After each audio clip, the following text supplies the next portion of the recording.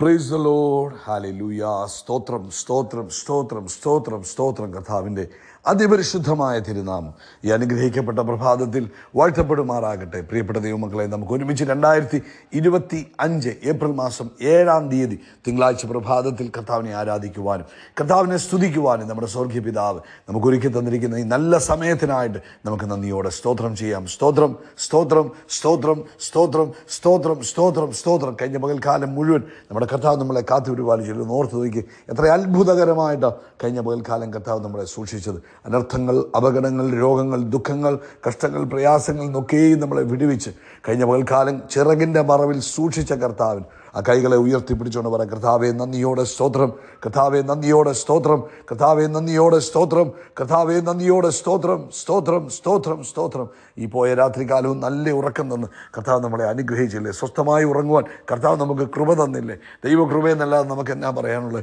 കർത്താവ് നമുക്ക് നല്ല ഉറക്കം തന്നതിന് കരം ഉയർത്തിപ്പിടിച്ചുകൊണ്ട് പറയാം, കർത്താവെ സ്തോത്രം സ്തോത്രം സ്തോത്രം സ്തോത്രം സ്തോത്രം സ്തോത്രം. അപ്പം രാവിലെ ഉണർന്നിരിക്കുമ്പോൾ പറയാനുള്ളത് എന്തുവാ? കർത്താവെ അങ്ങയുടെ കൃപയാണ് ഞാൻ ഉണർന്നത്, അങ്ങയുടെ കരുണയാണ് ഞാൻ ഉണർന്നത്. എൻ്റെ കഴിവല്ല, എൻ്റെ യോഗ്യതയല്ല, എൻ്റെ മിടുക്കല്ല, ദൈവത്തിൻ്റെ കൃപ രാവിലെ എന്നെ എഴുന്നേൽപ്പിച്ചതിന് കരം ഉയർത്തിപ്പിടിച്ചുകൊണ്ട് പറയാം, കർത്താവിന് സ്തോത്രം, കർത്താവിന് സ്തോത്രം, കർത്താവിന് സ്തോത്രം, സ്തോത്രം സ്തോത്രം സ്തോത്രം സ്തോത്രം. ഹല്ലേലൂയ. ഞാൻ കിടന്നുറങ്ങി, യഹോവ എന്നെ താങ്ങുകയാൽ ഞാൻ ഉണർന്നു വരിക്കുന്നു. ഈ പകൽക്കാലം കർത്താവ് നമ്മളെ കൈപിടിച്ച് നടത്തുന്നത് ഓർത്ത് കരങ്ങളെ ഉയർത്തി കർത്താവിനോട് പറ, താങ്ക് യു ലോർഡ്. ഈ പകൽക്കാലം അങ്ങ് ഞങ്ങളെ കൈപിടിച്ച് നടത്തുന്നതിനായിട്ട് സ്തോത്രം, അങ്ങ് ഞങ്ങളെ കൈപിടിച്ച് നടത്തുന്നതിനായിട്ട് സ്തോത്രം, അങ്ങ് ഞങ്ങളെ കൈ പിടിച്ച് നടത്തുന്ന ദൈവകൃപയ്ക്കായിട്ട് സ്തോത്രം ചെയ്യും. നമുക്കൊരുമിച്ച് ഹല്ലേലൂയ ഈ പകൽക്കാലം കർത്താവ് നമ്മളെ നടത്തുന്നോർത്ത് സ്തോത്രം ചെയ്യാം. ഹല്ലേലൂയ. അല്പസമയം കർത്താവിന് എല്ലാവരും ഒന്ന് നന്ദി പറഞ്ഞാട്ട് കർത്താവിൻ്റെ സ്നേഹത്തെ ഒന്ന് ഓർത്ത് നോക്കി. തൻ്റെ ഏകജാതനായ പുത്രനെ നമുക്ക് വേണ്ടി ആമേൻ ക്രൂശിൽ അവൻ യാഗമാകുവാൻ ഏൽപ്പിച്ചു തന്ന ആ വലിയ സ്നേഹത്തിനായിട്ട് സ്തോത്രം ചെയ്യാം. ആ പുത്രനാം യേശു ക്രിസ്തുവിലൂടെ നമുക്ക് ലഭിച്ച ആ വലിയ പദവികൾക്കായിട്ട് നമുക്ക് സ്തോത്രം ചെയ്യാം. ഇന്ന് നമ്മളായിരിക്കുന്നത് ദൈവത്തിൻ്റെ കൃപയാണ്. യേശു ക്രിസ്തുവിലൂടെ നമ്മുടെ മേൽ വന്ന ദൈവകൃപയ്ക്കായിട്ട് നമുക്ക് കരമുയർത്തി പറയാം, താങ്ക് യു ലോർഡ്. നന്ദിയോടെ സ്തോത്രം, താങ്ക് യു ലോർഡ്. നന്ദിയോടെ സ്തോത്രം, താങ്ക് യു ലോർഡ്. നന്ദിയോടെ സ്തോത്രം. നമുക്ക് ഹല്ലേലൂയ സ്തോത്രം സ്തോത്രം സ്തോത്രം. ആമേൻ. സങ്കീർത്തനക്കാരൻ പറയുന്നു 136-ാം സങ്കീർത്തനം, അതിൻ്റെ 139-ാം സങ്കീർത്തനം 13-ാമത്തെ വാക്യം പറയുന്നത്, കർത്താവല്ലോ എൻ്റെ അന്തരംഗങ്ങളെ നിർമ്മിച്ചത്, എൻ്റെ അമ്മയുടെ ഉദരത്തിൽ കർത്താവ് എന്നെ മെടഞ്ഞു. അവൻ ഭയങ്കരവും അതിശയവുമായി എന്നെ സൃഷ്ടിച്ചിരിക്കയാൽ ഞാൻ കർത്താവിന് സ്തോത്രം ചെയ്യുന്നു. കർത്താവിൻ്റെ പ്രവൃത്തികൾ അത്ഭുതമാകുന്നു, അത് എൻ്റെ ഉള്ളം നല്ലവണ്ണം അറിയുന്നു. 18-ാം വാക്യം പറയുന്നത്, അവയെ എണ്ണിയാൽ മണലിനേക്കാൾ അധികം ഞാൻ ഉണരുമ്പോൾ ഇനിയും ഞാൻ കർത്താവിൻ്റെ അടുക്കലിരിക്കുന്നു. കരങ്ങൾ ഉയർത്തി ഒന്നുകൂടെ സ്തോത്രം പറഞ്ഞ് നമുക്ക് ഒരുമിച്ച് പ്രാർത്ഥിക്കാം. പിതാവേ, അനുഗ്രഹിക്കപ്പെട്ട ഈ പ്രഭാതത്തിൽ കർത്താവേ, ഞങ്ങൾ ഒരുമിച്ച് അങ്ങേക്ക് നന്ദി പറയുന്നു, ഒരുമിച്ച് അങ്ങേക്ക് സ്തോത്രം ചെയ്യുന്നു, ഒരുമിച്ച് അങ്ങേ ആരാധിക്കുന്നു. ഈ ശബ്ദം കേൾക്കുന്ന എല്ലാവർക്കുമായിട്ട് പ്രാർത്ഥിക്കുന്നു. യേശു ക്രിസ്തുവിൻ്റെ നാമത്തിൽ ഇവരെ ഓരോരുത്തരെയും അനുഗ്രഹിച്ച് പ്രാർത്ഥിക്കുന്നു. ഇവരുടെ കുടുംബജീവിതം അനുഗ്രഹിക്കപ്പെടട്ടെ, ഇവരുടെ കുഞ്ഞുങ്ങൾ അനുഗ്രഹിക്കപ്പെടട്ടെ, ഇവരുടെ ജോലിസ്ഥലം അനുഗ്രഹിക്കപ്പെടട്ടെ, ഇവർ ചെയ്യുന്ന സകല പ്രവൃത്തികളിലും ഇവർ അഭിവൃദ്ധി പ്രാപിക്കട്ടെ. മാത്രമല്ല കർത്താവേ, ഇന്ന് പ്രഭാതത്തിൽ ഇവർ ആരോഗ്യമുള്ളവരായി തീരട്ടെ, ദൈവിക ആരോഗ്യം ഇവർക്ക് ലഭിക്കട്ടെ. ആമേൻ ആമേൻ. ആ യേശു ക്രിസ്തുവിന് അടിപ്പെടാനുള്ള സൗഖ്യവും ആരോഗ്യവും ഈ ശബ്ദം കേൾക്കുന്ന ഓരോരുത്തരുടെ മേലും യേശു ക്രിസ്തുവിൻ്റെ നാമത്തിൽ ഉണ്ടാകുന്നതിനായിട്ട് സ്തോത്രം. പ്രത്യേകിച്ച് ഈ പ്രഭാതത്തിൽ കർത്താവേ, ആമേൻ ആമേൻ, ഞങ്ങൾ അങ്ങയുടെ കരങ്ങളിലേക്ക് നിന്ന് ഹൃദയ സംബന്ധമായ രോഗത്താൽ ഭാരപ്പെടുന്നവരെ അങ്ങയുടെ കരങ്ങളിൽ തരുന്നു. യേശുവിൻ്റെ നാമത്തിൽ ആ ഹാർട്ട് സൗഖ്യമാകട്ടെ. യേശു ക്രിസ്തുവിൻ്റെ നാമത്തിൽ ഹൃദയം പൂർണ്ണമായി സൗഖ്യം പ്രാപിക്കട്ടെ, ഹൃദയം പൂർണ്ണമായി സൗഖ്യം പ്രാപിക്കട്ടെ, പൂർണ്ണ സൗഖ്യം ഉണ്ടാകട്ടെ. അതുപോലെ തലച്ചോറ് റിലേറ്റഡ് ആയിട്ടുള്ള പ്രശ്നങ്ങൾ ഇന്ന് പ്രഭാതത്തിൽ യേശുവിൻ്റെ നാമത്തിൽ ഇപ്പോൾ സൗഖ്യമാകട്ടെ. Yes, in the name of Jesus. തലച്ചോറുമായിട്ടുള്ള ബന്ധത്തിലുള്ള എല്ലാ കോംപ്ലിക്കേഷനുകളും യേശു ക്രിസ്തുവിൻ്റെ നാമത്തിൽ ഇപ്പോൾ സൗഖ്യമാകട്ടെ, സൗഖ്യമാകട്ടെ, സൗഖ്യമാകട്ടെ. അതുപോലെ കർത്താവേ, എല്ലാ ആന്തരിക അവയവങ്ങളിലും ദൈവശക്തി വ്യാപരിക്കട്ടെ, ജീവൻ വ്യാപരിക്കട്ടെ. കർത്താവെ, ഇന്ന് ഹോസ്പിറ്റലൈസ്ഡ് ആയിരിക്കുന്നവർക്ക് വേണ്ടി ഞങ്ങൾ പ്രാർത്ഥിക്കുന്നു. വെന്റിലേറ്ററിലായിരിക്കുന്നവർക്ക് വേണ്ടി ഞങ്ങൾ പ്രാർത്ഥിക്കുന്നു. ഞങ്ങൾ അവരെ നോക്കി യേശുവിൻ്റെ നാമത്തിൽ ജീവനെ ഡിക്ലെയർ ചെയ്യുന്നു. നസ്രയനായ യേശുവിൻ നാമത്തിൽ ജീവൻ വ്യാപരിക്കട്ടെ. മരിക്കുകയില്ല, ജീവനോടിരുന്ന് ദൈവത്തിൻ്റെ പ്രവൃത്തിയെ വർണ്ണിക്കും. ഞങ്ങളത് ഒരുമിച്ച് ഡിക്ലെയർ ചെയ്യുന്നു. അതുപോലെ കർത്താവ്, എല്ലാ സാമ്പത്തിക ക്ലേശങ്ങളും തൻ്റെ കുഞ്ഞുങ്ങളുടെ ജീവിതത്തിൽ നിന്ന് മാറിപ്പോകട്ടെ. അതുപോലെ കുടുംബജീവിതത്തിൽ സമാധാനവും സന്തോഷവും ഉണ്ടാകട്ടെ. അതുപോലെ കർത്താവിൻ്റെ പ്രവൃത്തി തൻ്റെ മക്കളുടെ എല്ലാവരുടെയും ജീവിതത്തിൽ നിറഞ്ഞു കവിയുന്നതിനായിട്ട് സ്തോത്രം ചെയ്യുന്നു. പ്രത്യേകിച്ച് കർത്താവ്, ലോകത്തെമ്പാടും കർത്താവിൻ്റെ വേല ചെയ്യുന്ന അഭിഷക്ത ദാസിദാസന്മാരെ ഞങ്ങൾ ഓർക്കുന്നു. അവരുടെ മേൽ ദൈവകൃപയുണ്ടാകണമേ. അതുപോലെ ഇന്ന് വൈകിട്ട് നടക്കുവാനുള്ള നമ്മുടെ മീറ്റിങ്ങിനെ അനുഗ്രഹിച്ച് പ്രാർത്ഥിക്കുന്നു. സ്വർഗത്തിനും ഭൂമിക്കും നാഥനായ യേശു ക്രിസ്തുവിൻ്റെ നാമത്തിൽ ഇന്നത്തെ മീറ്റിങ്ങിനെ ഞങ്ങൾ ബ്ലസ് ചെയ്യുന്നു. അസാധാരണമായി തീരട്ടെ, മഹത്തരമായി തീരട്ടെ. ദൈവപ്രവൃത്തി കണ്ട് സന്തോഷിപ്പാൻ ഇടവരണം. പരിശുദ്ധാത്മാവേ, അങ്ങ് വലിയ കാര്യങ്ങളെ ചെയ്യുന്നതിന് നന്ദി. പ്രാർത്ഥന കേട്ടതിന് നന്ദി. യേശു ക്രിസ്തുവിൻ നാമത്തിൽ തന്നെ. ആമേൻ, ആമേൻ, ആമേൻ. കർത്താവ് നിങ്ങളെ എല്ലാവരും ധാരാളമായിട്ട് അനുഗ്രഹിക്കട്ടെ. വലിയ ദൈവകൃപ നിങ്ങളുടെ എല്ലാവരുടെയും ജീവിതത്തിൽ കർത്താവ് പകരട്ടെ എന്ന് ഞാൻ പ്രാർത്ഥിക്കുന്നു. എല്ലാവരുടെയും ജീവിതത്തിൽ വലിയ കാര്യങ്ങളെ കർത്താവ് ഇന്ന് പകൽക്കാലം ചെയ്യുന്നതിനായിട്ട് നമുക്ക് ഒരുമിച്ച് കർത്താവിന് സ്തോത്രം ചെയ്യാം.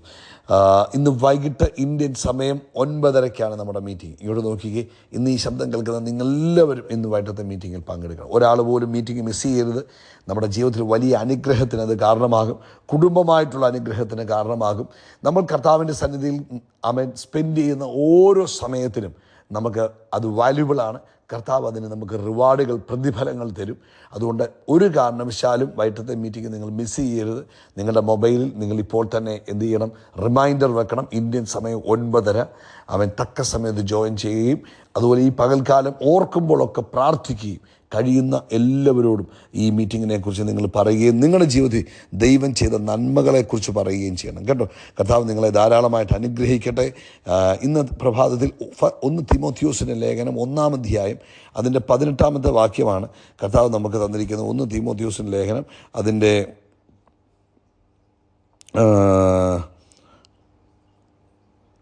1 തീമോഥെയോസ് 1-ാം അധ്യായം അതിൻ്റെ 18-ാമത്തെ വാക്യം. മകനെ തീമോഥെയോസേ, നിന്നെക്കുറിച്ച് മുമ്പുണ്ടായ പ്രവചനങ്ങൾക്കൊത്തവണ്ണം ഞാൻ ഈ ആജ്ഞ നിനക്ക് ഏൽപ്പിക്കുന്നു. നീ വിശ്വാസവും നല്ല മനസാക്ഷിയുമുള്ളവനായി അവയെ അനുസരിച്ച് നല്ല യുദ്ധസേവ ചെയ്യുക. അപ്പം മകനെ എന്നുള്ള വിളി കേൾക്കുമ്പോഴേ നമുക്കറിയാം പൗലോസിൻ്റെ ആത്മീക പുത്രനായിരുന്നു തീമോഥെയോസ്. പൗലോസ് ഒത്തിരി സ്നേഹിച്ച, എനിക്ക് തോന്നുന്നു മറ്റെല്ലാവരെക്കാളും അധികം പൗലോസ് സ്നേഹിക്കുകയും പൗലോസിനെ സ്നേഹിക്കുകയും ചെയ്ത ഒരു ആത്മീക പുത്രനായിരുന്നു തീമോഥെയോസ്. അപ്പോൾ ആ തീമോഥെയോസിനെ എഫെസോസിലെ സഭയെ നയിച്ചിരുന്ന ഈ ചെറുപ്പക്കാരനായ ദൈവദാസനെ തീമോഥെയോസിനെ ഈ ലേഖനങ്ങളിലൂടെയൊക്കെ പൗലോസ് എന്താ ചെയ്തിരുന്നത്? ഈ തീമോഥെയോസിൻ്റെ ലേഖനങ്ങൾ ഇടയ ലേഖനങ്ങളാണ്. ഇതിലൂടെയൊക്കെ തീമോഥെയോസിനെ കൂടുതൽ ബലപ്പെടുത്തുകയും കൂടുതൽ എഫക്റ്റീവ് ആക്കുകയും ചെയ്യുക എന്നുള്ളതായിരുന്നു പൗലോസിൻ്റെ യഥാർത്ഥ ഉദ്ദേശം. ഈ ലേഖനങ്ങളുടെയൊക്കെ ഉദ്ദേശം കൂടുതൽ ശക്തിപ്പെടുത്തുക, കൂടുതൽ ബലപ്പെടുത്തുക, കൂടുതൽ എഫക്റ്റീവാക്കി മാറ്റുക, താൻ ചെയ്യുന്ന ശുശ്രൂഷയിൽ കൂടുതൽ പ്രയോജനപ്രദമാക്കി തീർക്കാൻ വേണ്ടിയാണ് ഈ ലേഖനങ്ങളൊക്കെ എഴുതിക്കൊണ്ടിരുന്നത്.